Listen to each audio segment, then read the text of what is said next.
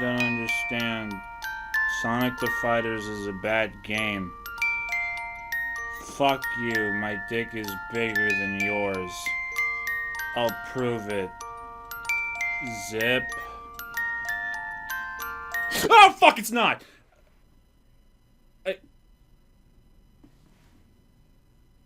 This is an interesting color scheme.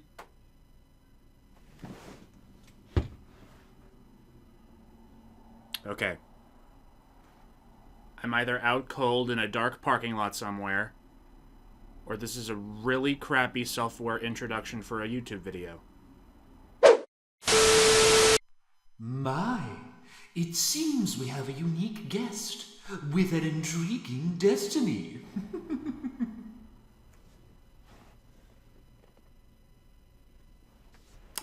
That parking lot sounds really good right about now. My name is Igor. I'm delighted to make your acquaintance. Welcome to the Velvet Room. This place exists between dream and reality, mind and matter. No shit. And it looks an awful lot like my room. Right down to the garbage I haven't taken out in 3 weeks.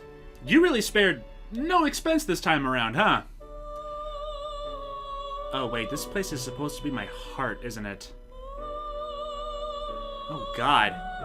Oh, I knew I was boring. I didn't think it was this bad. Think of it as you may. Regardless, only those who have signed a contract may enter this room. I haven't signed anything, though. Perhaps not physically, but you've done so by proxy. 3 times, as a matter of fact. You've overseen the journeys of some of our previous guests. Also of note, you've overseen them all only recently. Yeah, Persona had always been a franchise that I had heard about often enough, and some of the things that I'd heard about it made me go, oh, hey, wait a minute, that sounds pretty cool.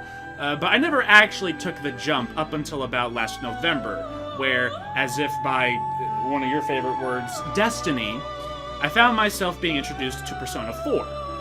And I've, just been straight fucked ever since. Let me tell you how bad this got, okay? In general, a player's first time with a Persona title should take at least 100 hours of game time. If one paces themselves properly, they'll reach the finish line of one Persona game in around, lowball it and say 4 months. However, I played Persona 4, then 5, then back to 3, and finished all of them in only a little over 3 months. And better still, in Persona 5's case, I platinumed it. For a series where one of the highlights is making friends, I am very good at ensuring I will never make any. Persona, despite at points possessing many of the problems I have with RPGs, grabbed my balls and gently fondled them for upwards of 300 hours, and I have not been able to stop thinking about these games since. So hey, listen, Igor, right? You and I were buddies, right? Listen, I don't know if you pulled me in here so you could give me a tarot card to go, like, kill Jesus or whatever, but listen, I'm good. If it's alright with you, I will take a hard pass on that. And I'm not just saying that because you haven't even given me a hot Velvet Room attendant or anything like that. Unless you were planning on doing lollies again. If you were planning on doing lollies again, thank you for skipping that part. Although, I guess, while I'm already here, before I go, I can talk about Persona a little bit. I see. And what would you like to discuss? I don't know. I don't think that far fucking ahead. Bosses. That's always a easy go-to. Let's do bosses. Wait, nope. I should have said waifus. So thirsty weebs in the comments can tell me how wrong I am, and that'd be very funny. Can I change my answer to that? Let us be. No, I want to. Fuck. Hey, remember Strega? Neither did I. Persona 4 and 5 had some really strong human villains, but Persona 3 seemingly got all the weak ones. They're not terrible, they're just kinda there. But of the whole group, Chidori gets it the worst.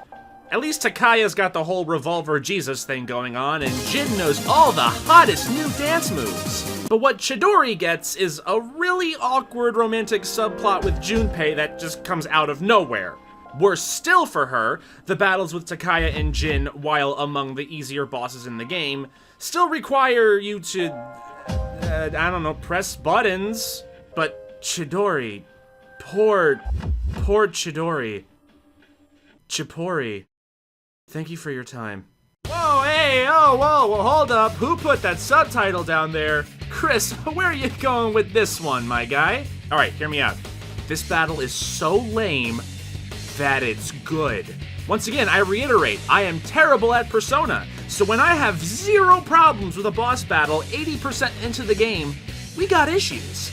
Chidori might be able to get a turn in, but odds are very good that you'll win before she can get an attack in. It's like they designed Chidori to be fought way the fuck earlier, but plopped her on the wrong date by accident. Or not? I've seen some arguments saying that the Striga fights in this game are purposefully straightforward compared to other fights because of their personas being artificially awakened instead of naturally like those of the C's members, with artificial personas canonically being far less powerful. Moreover, by the time the party battles Chidori, she's been out of a 3-month stay at the hospital for only like 5 minutes. All this, which would actually explain why Chidori's health bar plummeted faster than Channel Awesome's member list. It's beautiful. Explaining a crappy free XP boss battle with lore and actually kind of getting away with it. I'm jealous, honestly. It's a skill I wish I had. Chidori? Chidori? Oh, I get it. The trade-off is that I have to deal with the tragic part of the awkward love plot. Can we go back to the dancing now? All right, everybody, check this one out. I call this one the Striga Strut. Here we go.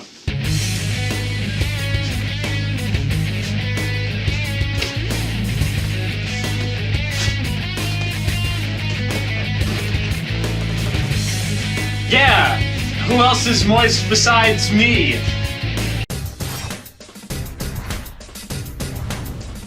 Hey, remember Mitsuko? Neither did I.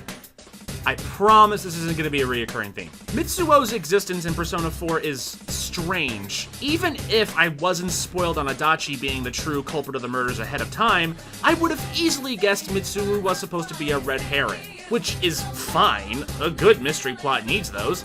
Except they also later made Namatame a false flag too. Though he was actually involved, he was just tricked into kidnapping people. Meanwhile, what the fuck did you do all game? Hey, Yukiko, let me pee in your butt.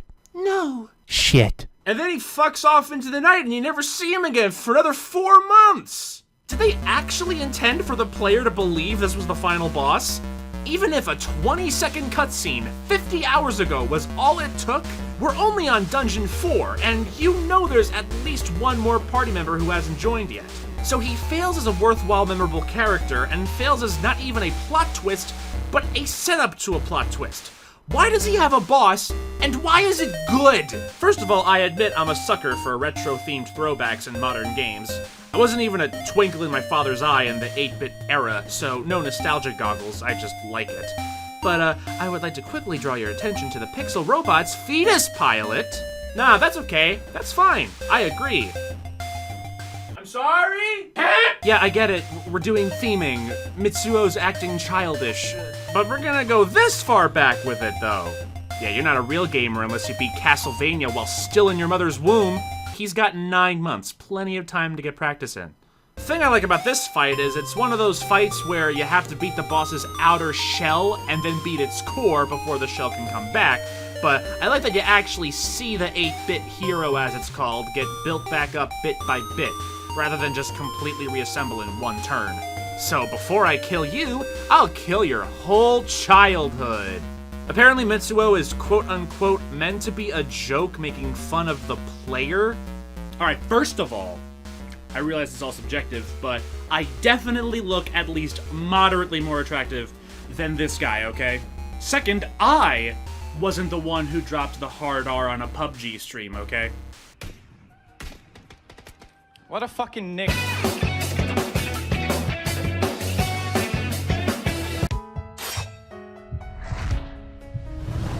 I finished Persona 3 and think I'm finally the fuck out of this long-ass marathon. Then Atlas was like, wait, don't you want to hear what happened to Protag-kun?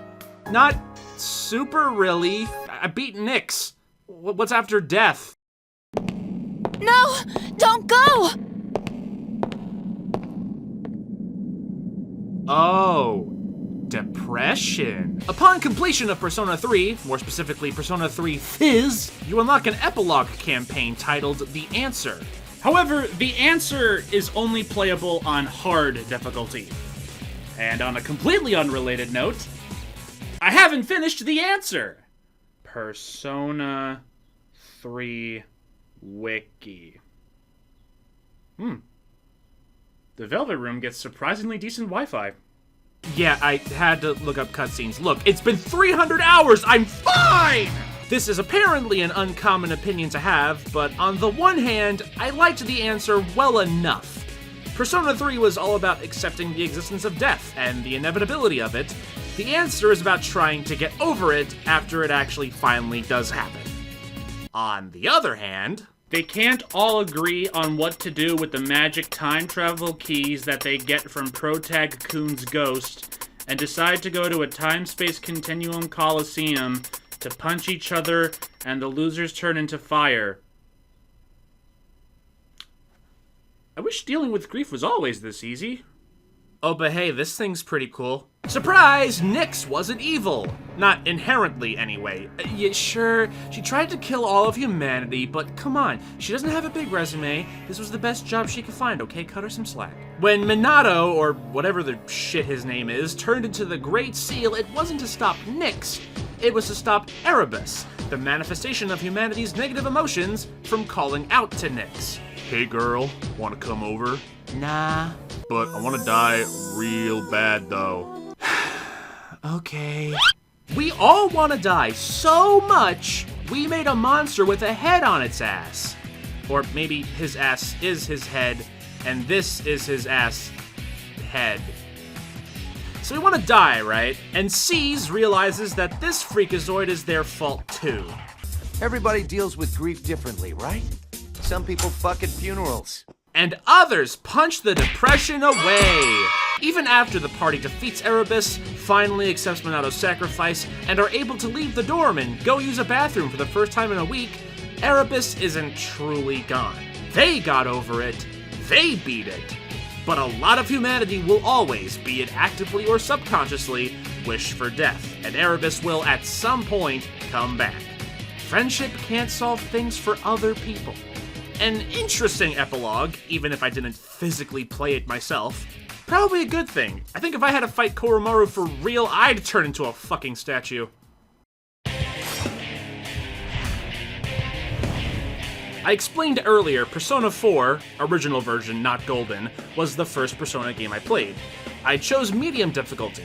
I got through Dungeon 1 pretty good, so is it just me, or is the second real boss of the game way too tough of a fight this early on? Just Shadow Kanji would have been a completely reasonable challenge, but he's also got 2 bodyguards whose patterns can be really difficult to properly deal with, and altogether they'll combo you to kingdom fuck unless you knowingly prep beforehand with a lot of healing items and armor. At first I rationalized, okay, maybe Shadow Kanji is weak to ice attacks, because he's a flaming gay. Atlas and I do not share the same levels of reasoning. Okay, that was a joke, but in actual bullshit, the bodyguards are called Nice Guy and Tough Guy. And you naturally think Nice Guy is nice, and Tough Guy is totally of moderate skill. No, Nice Guy is top priority if you want him to stop healing Shadow Kanji. The gays lied to me! Through patience and perseverance, I triumphed, and learned that it's not about how hard the game spontaneously gets for no reason, it's all about the player's ability to adapt, learn the system, and overcome the challenges thrown at them.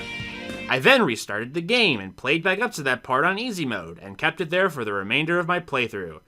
But it was the thought that counted. Thanks, gay people. I won't tell anybody about the frogs. Alright, listen up everybody! I just came up with a new character concept for our next game.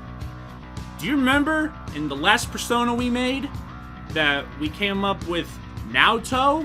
Alright, hear me out, okay?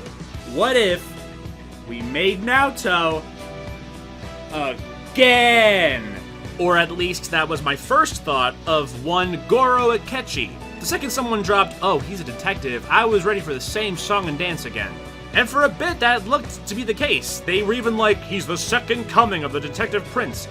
But they did this on purpose, to better lead you into a false sense of security before his true colors are eventually revealed. It didn't really work though. I suspected this fucker for a while and it didn't have anything to do with pancakes. I played through that part tired at 3 in the morning, so I didn't think anything of that. Instead, I focused on trivial pieces of evidence, like he looks like Light Yagami, his name is 2 letters off of Adachi, and when he joins your party, he has almighty moves. Like whatever's happening after this dungeon, betrayal or not, the plot is not letting Akechi stay on this team.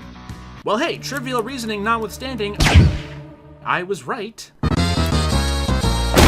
Up until the attended assassination, I was about 50-50 on Akechi as a character even before he joins the party. While I more or less loved every other Phantom Thief, I could take or leave him. While much of the Persona fandom shitposts Akechi for the terrible things he does in P5, to the point I wonder if I ought to let some of him know he's not a real person? Funnily enough, it's after he's revealed as the traitor that I started to like him way more. Now he starts chewing up the scenery in every subsequent cutscene he's in. Hot damn, he even makes blatant exposition sound pretty good. At this point, a battle's inevitable, but I appreciate that it comes out of nowhere.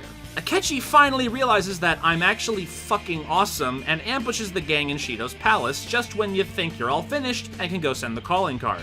It's a bit much that you have to go through 2 other fights first, so you're probably gonna burn through some resources and not be properly prepared the first time. Kind of a dick move, though that wouldn't be the biggest one he's pulled. Not to mention, when the fight first starts up, Akechi sends monsters after you while he just chills in the background, because a repeat of Akumura's fight would be the biggest dick move of them all. But once you dispose of them, Akechi's kind enough to stop cucking you. His hate boner for Joker shines through in his first phase, with seemingly all of his attacks being zeroed in on him, even if you slam him with hits from everyone else. And when Akechi does go in for a nice group hug, he still makes sure Joker's in it somewhere. For a character I was iffy on for 80% of the game, this fight felt surprisingly personal. I mean, I guess he did try to murder me, but it's okay. At least we've got great bonds. Then, in what is perhaps a very strong contender for world's greatest nervous breakdown, Akechi intentionally corrupts his own mind, and now he doesn't care who he kills. I did something I almost never do. Actively looked up a character's voice actor. Shoutouts to Robbie Damon, dude kills it. I could feel every syllable in my butt bones. Persona! Oh, that's how you spell persona. It was Persona, AAAAAAAUUUAAHHAAUUUGQHHA. I don't know where the Q came from. Don't ask me. Ask Robbie. I mean, you heard it. He said it. Persona 3, 4, and 5 have, like, the same final boss. All 3 games have different stories, different casts, different tones, told in drastically different ways, but they all end with, "It was God the whole time." They're different gods, but even then it's always, "Humanity cannot be left unchecked. By the way, I brought an orchestra with me." Not to say this makes them bad, I consider them icing on the cake. You finished your cake, now there just happens to be a bit extra left on the plate. Unless the cake tastes like Strega, in which case you just end up wanting to eat a whole bowl of just the Nyx icing instead. Also, I need to stop writing analogies in my scripts. Listen, I gotta compliment the giant balls dangling off of Persona 5 here. They somehow made a boss battle against a giant cup pretty cool. But then the cup transforms, and the first sign I realized I was in some shit was when the music started up and my house started shaking.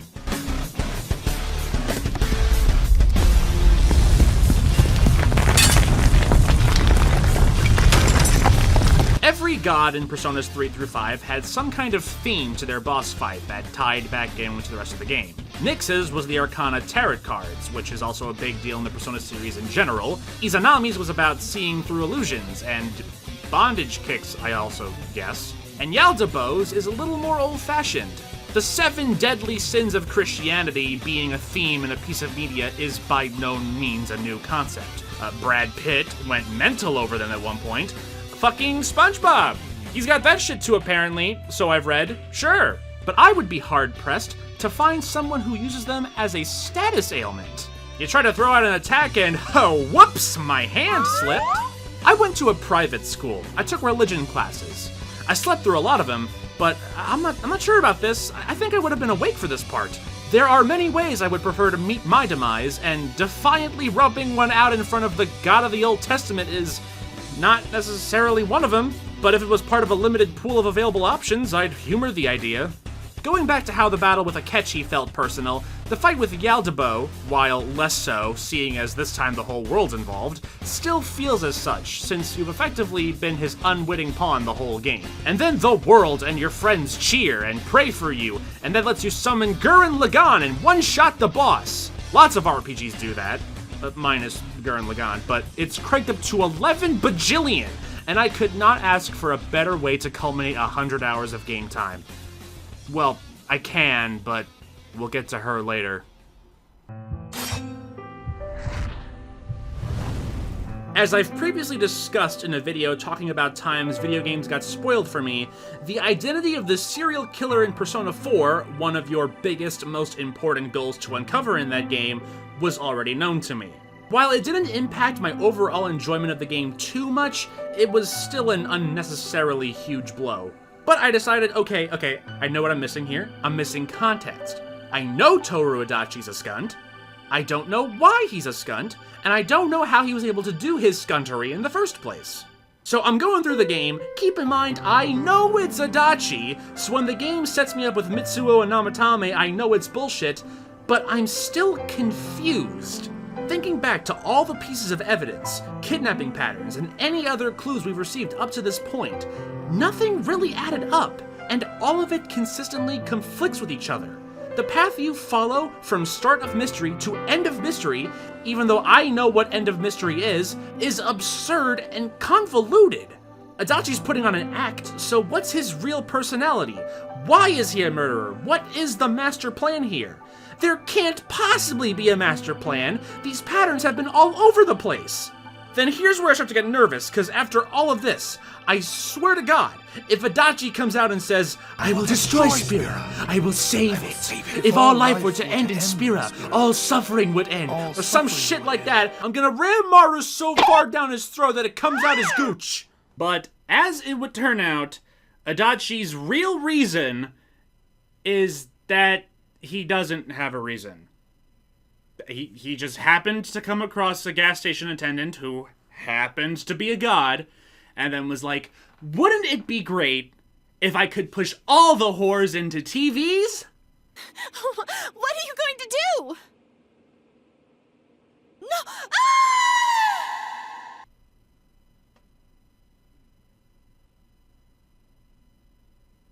Cool. At first, this sounds like a kinda lazily written villain motivation. Even the scummiest villains the viewer or player can't even conceive pretending to sympathize with have some kind of a reason for doing the things they do. Adachi has zero motivation, and it's not like he forgot what his motivation was either or some dumb shit like that. No, he literally never had any motivation. Opportunity happened to knock on his door, and he just said fuck it.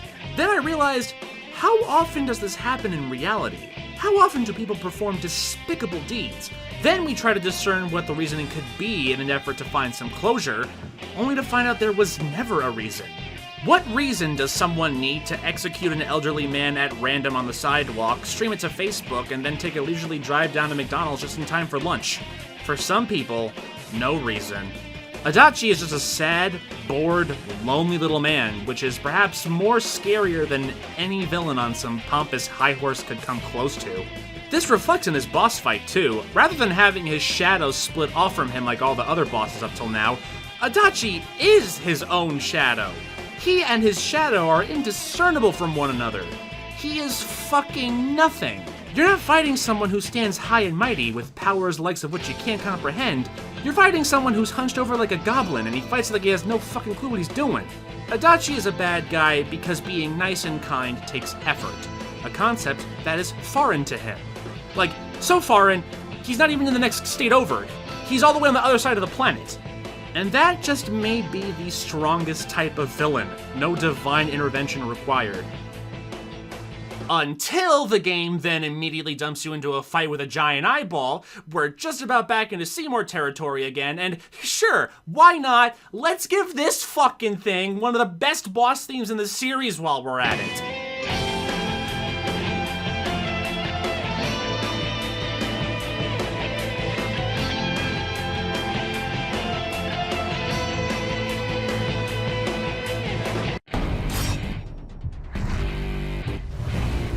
While I think Adachi is the better human villain than this next entry is, what he lacks in areas Adachi's character excels in, he makes up for more in other areas. He has better scenes, he's a more intimidating foe for the protagonists to deal with. While his villainy has high and mighty reasoning, it's downplayed in favor of showing the lengths he's willing to go to. He's got one of my favorite dungeons in the game, even if I hated the mouse parts, and his boss fight is flashy, over the top, and hype as fuck. If there is one type of villain that at least ties with a villain who needs zero reason to be a villain, it's a hypocritical villain. Masayoshi Shido states numerous times that the shit he pulls is for the good of Japan. Even his shadow says this, though the rest of his own cognition immediately betrays him, and he knows about the cognitive world too. And going back to the whole personal thing yet again, Akechi and Yaldabaoth mostly fucked over just Joker. Shido fucked over Joker and like half his party, and wants to actively fuck the other half over if his schedule is freed up. Shido takes 5 forms within 2 back-to-back fights. Battle 1 paints Shido in the fasciest light possible. But motherfucker, if you're a fan of symbolism, well, aren't you in luck? Enjoy, eat up, fresh from the oven. Civilians literally build a pyramid out of themselves. Good Christ. For someone who thinks little of those he steps on to rise to power, his cognition is pretty nice to them in terms of making them look sick as shit. Shido lets other people do the fighting for him, but it doesn't suck like a Kumara. I'm sorry, I'm still on that! Battle 2, in stark contrast to Battle 1, is much more straightforward, with Shido abandoning most gimmicks in favor of a straight-up brawl, and just flat out becoming Senator Armstrong from Metal Gear Rising. I am not the first person to make this comparison. I will not be the last. I will die valiantly on this hill. Anything that makes me want to edit out the boss music and add in "it has to be this way" is just some additional brownie points. But I won't, because Rivers in the Desert is fire, and the only reason I've been playing the lyricless version in the background is because I hate you and want you to focus on my nasally voice instead. Rivers in the Desert also plays during the Holy Grail and but it was made for Shido's fight. God, I don't even really like the word hype, but I will roll around in this hype puddle forever. I feel like there's a political joke I could make here to close this segment out, but I can't find a decent wig PNG.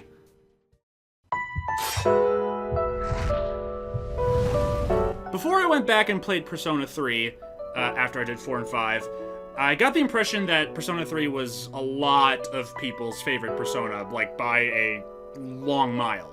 And I liked it. Obviously, I'm in the Velvet Room right now, and Persona 3 is at least a third of the reason why. But it ended up being my least favorite Persona. Going right from 5 all the way back to 3 means a lot of the game mechanics from 5 that I really liked are now gone. Obviously, this is not Persona 3's fault, it just happened to be the order that I played it in, but it still happened to me, so I can't help but not note that. And then as far as taste, the story for P3 for me was a lot weaker than 4's and 5's, and the cast was weaker too. I liked the investigation team, and Adachi, and Nanako. I liked all of the Phantom Thieves, and Akechi eventually, and almost all the Confidants. But then I liked maybe half of C's. And then there was the other half, like Junpei and Fuka. I was like, Fuka? More like she could go fook herself. You're right, baby. Hold on. baby, baby, baby, baby, baby, baby, baby, hey! So the reason for this almost completely unnecessary, very long tangent is that while Persona 3 disappointed me, by comparison, there was one thing that it nailed flawlessly. It's the final full moon of the game. The fall is about to occur. And out pops little old Nyx. A lot of what I like about the fight with Nyx overlaps with a lot of what I said about Yaldabo, Adachi, and Shido. How the battle shines light on the main themes of the game, how you're fighting an enemy you can never truly understand, the spectacle factor and constant change of tactics, all that good shit. While I tried to accurately put them in a numerical order for a comprehensive favorites list, in actuality they more or less exist in the same circle for me. But what perhaps nudges Nyx slightly closer to the center is two things. One, the boss theme, the battle for everyone's souls, a remix of the theme that plays in the Velvet Room, a room I've spent many hours in over the course of 3 months and got overly familiar with. While this was not the intention, this made the battle feel like the grand finale of my personal Persona journey. Until Persona 6 comes out. Or Persona 5 Arena. Where they put Joker in Smash Bros. 2, the way Nyx is defeated.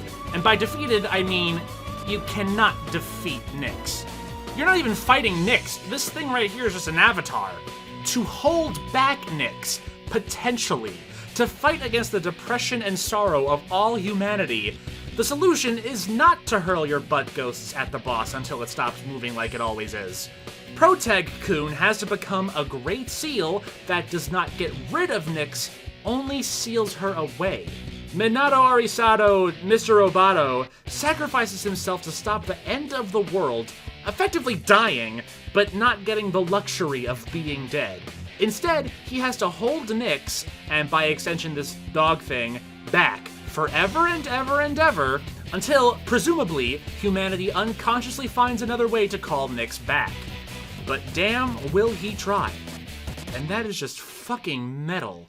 Hey, next time Nyx comes back, tell her she can take Fuka instead. It's all been fun and games. Persona's fun. Persona's a game. And in the middle of all that fun and gaminess, Persona has some pretty shitty people in it, but they're the Bowser kind of shitty. They do some terrible shit, but they're wacky and pitiable, and you can make fun of them, and you can find it deep within yourself to invite them out for kart racing on Tuesdays. No matter how dark Persona can get, here's a toaster that thinks it's a robot, here's a plushie that works at a supermarket, and here's a cat that tells you to go to bed every night. There's always gonna be something there to kind of bring you back down to reality and remind you you're just playing a fictional video game. Until you are unfortunate enough to meet a gym teacher by the name of Kamoshida. Then things start to get uncomfortably real.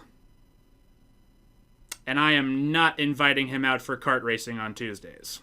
I hate this man. I've never said this about a video game character and meant it from the bottom of my heart.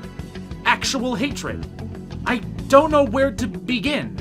Like, Adachi and Akechi, they murder people, and then, one of them's in a fighting game. I'm like, yeah, Adachi, I love this guy. But he does it with a TV, and also he's a pathetic guy no one ever takes seriously. It all kind of balances out in video game land. Then out comes Kamoshida, and while he's defeated via supernatural means, his crimes are all pathetic acts one could pull off in the real world. And he is, unfortunately, not to be taken lightly. Oh, what shit does he pull? Only minor stuff. The usual. He leaks Joker's falsified criminal record to the whole school and stirs up unsettling rumors about him before he even shows up for his first day. He breaks Ryuji's leg, claims self-defense, and uses it to get the school's track team shut down. He regularly assaults students, be it flat-out punching or through more creative means if out in public. While it's his shadow that imprisons Morgana, I wouldn't put it past the real Kamoshida to lock animals up in cages for days. Hey, if he can spread false rumors, so can I. He's a sexual predator who tries to bribe Ann into sleeping with him, and when that fails, he beats her best friend, who then tries to commit suicide!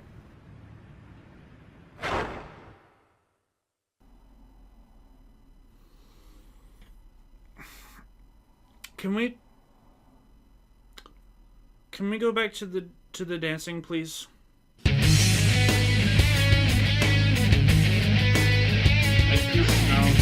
No, you know what? Actually, stop the music. Stop.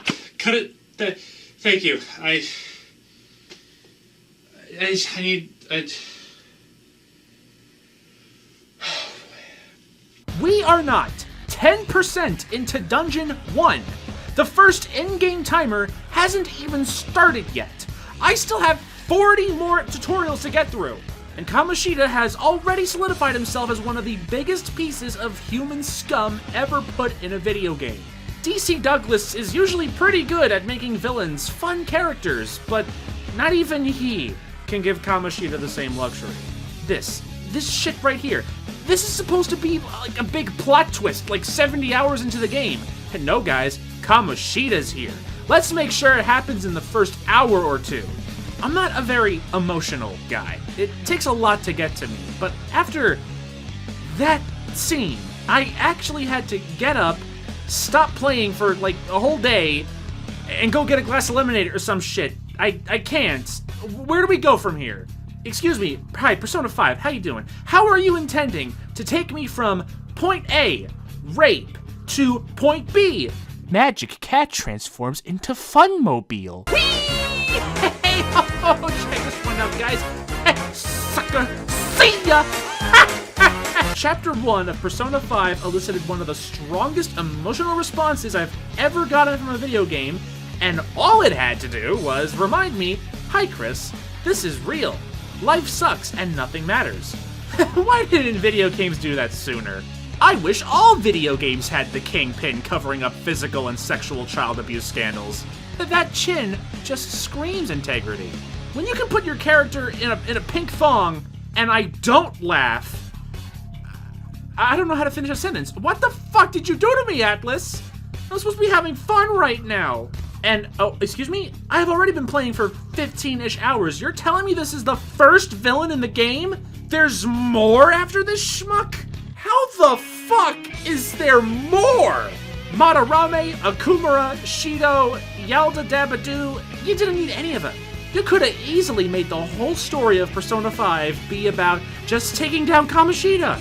I could have spent $40 on Amazon to beat the shit out of just him and have zero complaints about it. Kamoshida is the best Persona boss for all the wrong reasons, and I hope he goes to hell before he dies. And that was the story of the time Smashmaster Show made a top 10 video with a serial rapist in the #1 spot. Can't wait to tell that story to my grandkids 30 years from now. Hopefully never. So I'm going to go ahead and leave this room now and come back when it is not blue and lie down forever. Thanks for coming. See you later. Have a good. To one Chris Wengert, you claim that your YouTube videos are for the sake of entertainment, but your ill-thought opinions are a blight to the gaming community, and those unfortunate enough to come across your channel are led astray by your lies and deceit. Therefore, we have decided to make you confess your sins with your own mouth. We will take your distorted opinions without fail. Oh, okay, no, listen, I gotta go. The garbage is getting really stinky. I gotta take it out. Fuck, that was fast. Oh, come on, I don't even get a boss fight or nothing. I can one up Chidori at least. I'm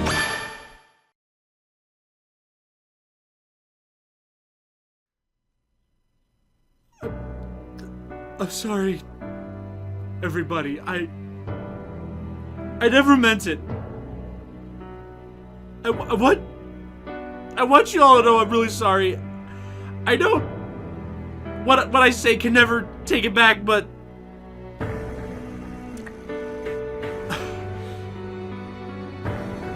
I have to try to make this right. Sonic the Fighters is a good fighting game.